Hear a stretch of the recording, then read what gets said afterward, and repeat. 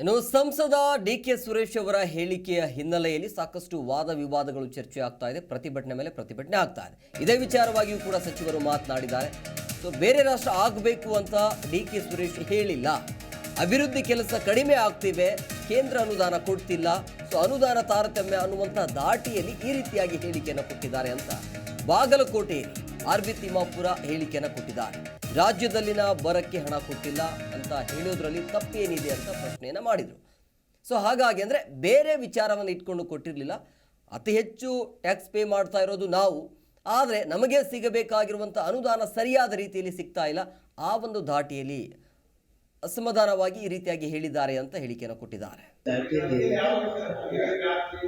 ಬೇರೆ ರಾಷ್ಟ್ರ ಆಗಬೇಕಂತೇನೆ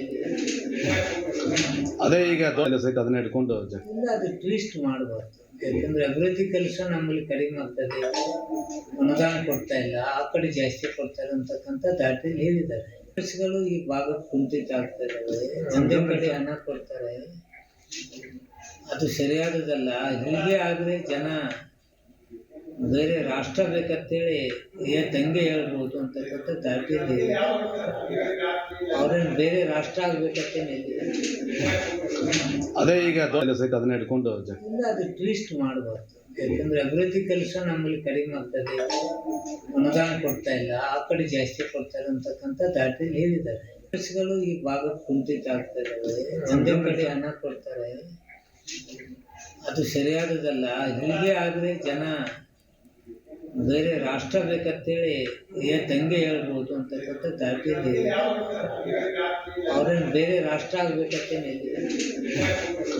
ಅದೇ ಈಗ ಅದನ್ನ ಇಟ್ಕೊಂಡು ಅದು ಟ್ವಿಸ್ಟ್ ಮಾಡಬಾರ್ದು. ಯಾಕಂದ್ರೆ ಜಿ ಕನ್ನಡ ನ್ಯೂಸ್ ಈಗ ನಿಮ್ಮ ಮನೆಯಲ್ಲೇ ನೋಡಿ. ಎಲ್ಲ ಕೇಬಲ್ಗಳಲ್ಲಿ ಈಗ ಲಭ್ಯ. Sun Direct 292, Jio TV 1334, U digital 162, city cable 51, GTPL 17, Abhishek cables 821, Rockline telecommunication 51, Shri Basaveshwara number 60, Vinayaka digital number 53, in digital number 896ರಲ್ಲಿ. ನಿಮ್ಮಿಸ್ತದ ಜಿ ಕನ್ನಡ ನ್ಯೂಸ್ ನೋಡಿ ಆನಂದಿಸಿ.